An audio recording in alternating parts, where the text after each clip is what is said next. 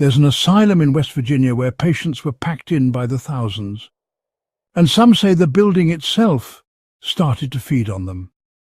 Paranormal investigators refuse to stay past midnight, not because of what they see, but because of what starts whispering their names. Trans-Alleghany opened in 1864 as a sanctuary for the mentally ill, but by the 1950s it had over 2,400 patients crammed into a space built for 250. The conditions? Unimaginable. Patients were found covered in feces, chained to walls and locked in cages. Doctors performed ice-pick lobotomies by the dozen, often with no anesthesia. Many of the patients weren't mentally ill at all. They were women who had postpartum depression, veterans with post-traumatic stress disorder, or simply people whose families wanted them gone. One patient, a woman named Lily, was institutionalized at age 9 and died there.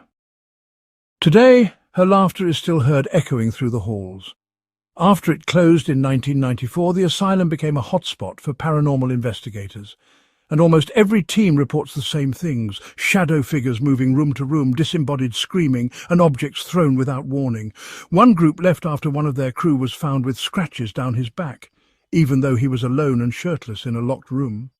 Electronic voice phenomena captured voices saying, "Get out, stay forever," and one whisper that clearly says, "It's still feeding." Staff who work the tours say entire areas go freezing cold, clocks stop working, and one room, Ward C, makes electronic devices erase themselves.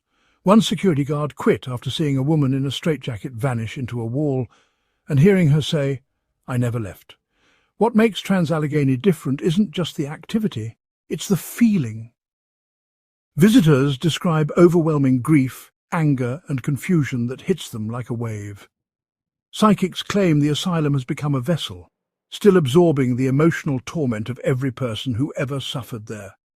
What's more disturbing, the asylum was built on a former Civil War fort where mass graves were never relocated, and some believe the combination of trauma, madness and death turned the entire structure into a conduit for something dark.